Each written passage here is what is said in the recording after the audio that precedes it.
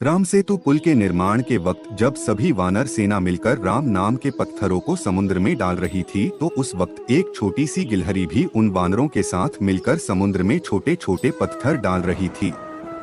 एक बंदर की नजर उस पर पड़ी और उसने उस गिलहरी से बोला, ही तुम्हारे इस छोटे से पत्थर से पुल जल्दी थोड़ा ना बन जाएगी। ऐसा कहकर उसने उस गिलहरी को पकड़ा और दूर फेंक दिया। इस बात से गिलहरी रोने लगी और श्री राम के पास जाकर उसने सारी बात बताई। श्री राम हमेशा विनम्र रहते थे, तो उन्होंने उस बंदर को अपने पास बुलाया और उससे कहा कि तुम बड़े हो, इसलिए तुम ज्यादा बड़े पत्थर उठा सकते हो। इसका मतलब ये नहीं है कि सिर्फ तुम ही काम करने योग्य है।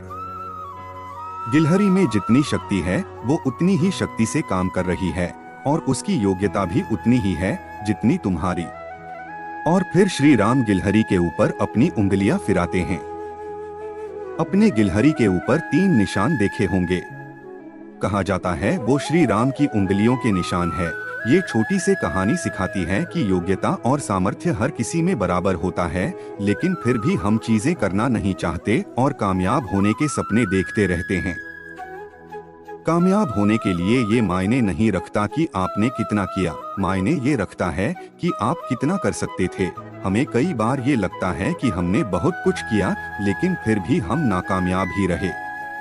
एक सच ये भी होता है कि हमने अपनी कैपेबिलिटीज के लायक बहुत काम किया होता है और हम उससे ज्यादा करने की इच्छा ही नहीं रखते। दोस्तों, ऐसे ही और वीडियोस के लिए हमारे चैनल विवेक स्टोरीज को सब्सक्राइब करें।